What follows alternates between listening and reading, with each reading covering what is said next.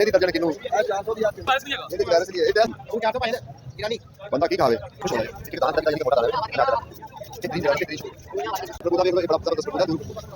मान रहीम मेरे दोस्तों बुजुर्गों भरावां मेरे तरफ सारे अस्सलाम वालेकुम। तुहानू पता है कि माशाल्लाह आज 23 रोजे हो गए, 24 तरीक है 23 रोजे हो गए माशाल्लाह। पिछे रोजे माशाल्लाह थोड़े ही रह गए। फ्रूट दे असी पहला गेट जिहड़ा है ना इस मंडी जिहड़ा लारी अड्डे वाली साइड आंदा ना पहला गेट फ्रूट मंडी नूं वड़दा, क्योंकि हुण असी फ्रूट मंडी वाली साइड ते हैं कि पहले तो हैगे सी सब्ज़ मंडी है, ठीक है। हुण असी आ गए फ्रूट मंडी ये तुहानू पता है कि असी मुख्तलिफ चीज़ों का रेट पूछांगे, चीज़ां जिन्नियां भी मिसाल अगे आंदियां गईयां उस हिसाब नाल असी पुछदे जावांगे।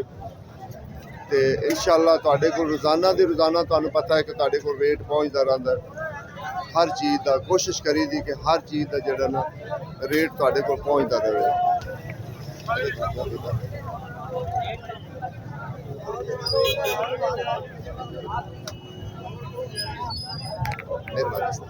माशाल्लाह जी असी रेट लिस्ट भी दे दी, तुसी रेट लिस्ट भी वेख्या करो, इंज भी ना जा करो कि तुसी रेट लिस्ट वेखी करो कि असी रोज़ाना रेट लिस्ट भी देने।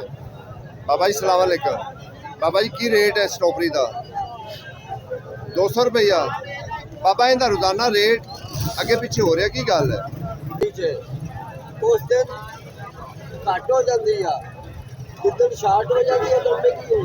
बाबा जी मैं मंडी जदों आग स्टार्टिंग की ना बंदा मेरे को एक आया है, वो कहता जी इतों जो ना सौदे देंगे ना तो बट्टे घट है की गल है भी बट्टे जोड़े है ना तोलन वाले घट है भी इतों जो बट्टे लोग देंगे ना सौदा देंगे ना तोल के बट्टे बेच घट है नहीं नहीं ऐसे वो कहता मैं गनेरियां लईयां घट निकलियां।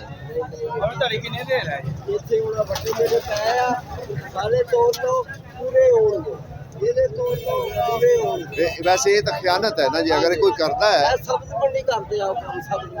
चलो कोशिश करांगे उन्होंने बंदे पकड़ने वास्ते हर सूरत पकड़ांगे, क्योंकि किसी आवाम ने ज्यादती ना करें। कोशिश करांगे उन्होंने बंदे क्यों जी। साडा बुजुर्गों किन्ने धड़ी 400 रुपये धड़ी। इस बंदे के बड़े घट है ना, कोशिश करांगे कि उन्होंने पकड़िए कि उन्हें क्यों ये काम कर रहा है। ये नहीं करना चाहिए कि घट बट्टे रख के तोलना सौदा ये बुरी गल हैगी, क्योंकि असीं तुहानूं कल भी इंशाअल्लाह दस्सिया सी कि अमरूद जिहड़ा ना इस टाइम अमरूद का जिहड़ा ना जरा जोर हैगा, अमरूद जरा जोर हैगा वो बहुत महंगा है। इत्थे जिहड़ा चंगा अमरूद है ना वो ये 250 रुपये मंडी पै रहा है। फिर अगे का तुसीं हालात दसो कि अगे की हालात होएगा, अगे की हालात होएगा। लेकिन जिहड़ा चंगा अमरूद है चंगे अमरूद का रेट लाला किलो का हिसाब बेच रही है कि वैसे किलो के हिसाब किलो के हिसाब ने भी वैसे टोके भी मिल गए।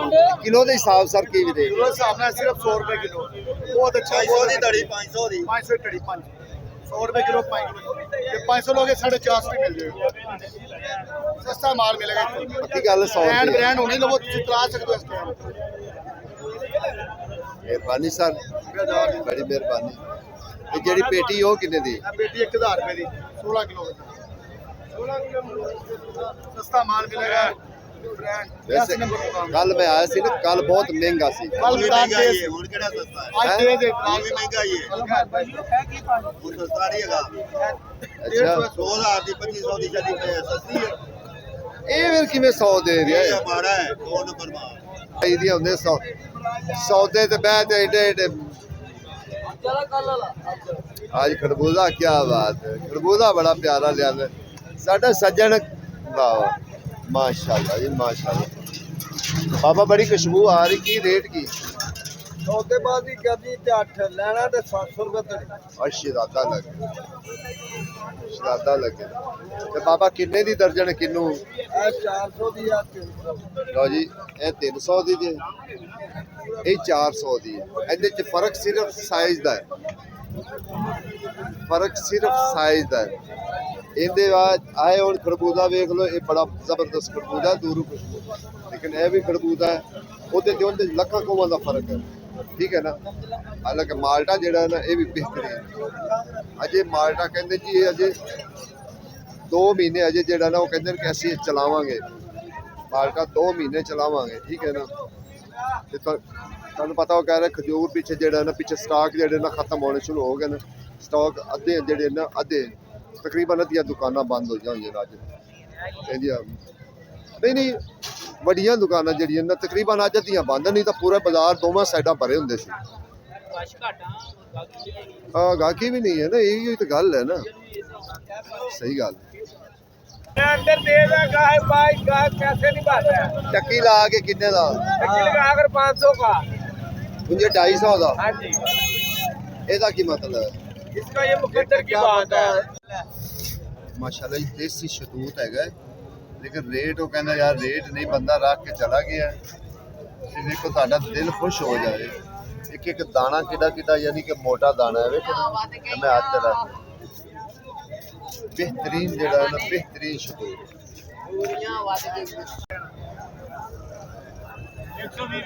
देखो जी अगे माशाल्लाह तुहानू दाने दिखाइए जरा। हाँ मैं क्या आज हाजी साहब को देख लिया, हाजी साहब को माल आना शुरू हो गया। हाजी साहब सलाम अलैकुम। हाजी साहब किन्ने किन्ने दा दाना है? 450 का, 350 का, 550 का। कट के कटन तो बगैर कट के नाल कट के ते बगैर कटन तो कोई लवेगा तो नहीं, साडे को कटन तो बगैर नहीं लेना। अच्छा काट तो बगैर नहीं लेना, लेकिन 450 हां गारंटी वाला माल है साडा। नहीं किलो के हिसाब नाल तो नहीं ना, दाने ना किलो ना दुग महंगा पैंदा उन्होंने। किलो तो इस टाइम मेरे ख्याल 70-80 रुपए दे दे, ठीक है। हाल बाबे उन्होंने पकड़ लिया, बाबे उन्होंने अंडीठा सौदा किया है, देखी जा मौला देना क्यों बाबा जी। माशाल्लाह जी देखो ना इस टाइम जो दुआना है ना वो महंगा है, खरबूजा एक बार सस्ता हो के फिर एक महंगा होया है। हुण भी जो ना इंशाल्लाह एक अद्धी दिहाड़ी में जो ना खरबूजा होर थल्ले हो जाएगा, खरबूजा इंशाल्लाह आ जाएगा, क्योंकि तकरीबन परसों तक गड्डियां जिहड़ियां ना आम नूं खत्म हो जाणगियां, जिहड़ियां ना गड्डियां पिछू रोक लैणगे। लाला किन्ने दा किलो इस 250 रुपए किलो वड्डे 250 रुपए। चिट्टा से 800 ही धरी ते केला 150 रुपए का मिल जाएगा।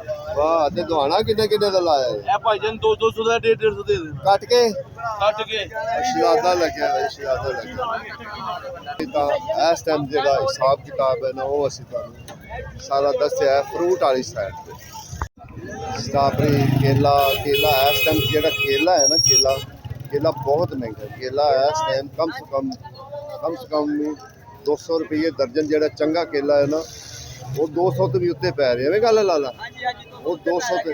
अच्छा जेड़ा आम रूटीन के मुताबिक वो की रेट पै रहा? आम 150 आम पै रहा, 200 250 300 केला। ਸਾਡੇ ਚਾਚੇ ਕੋ ਤਲਵਾਰ ਦਾ ਬੱਚਾ ਵੀ ਹੈਗਾ। मियाँ वो ना जो तलवार ना होवे तो उनके तो बगैर तो है नहीं फारग। ਤਲਵਾਰ ਦਾ ਬੱਚਾ ਹੈ।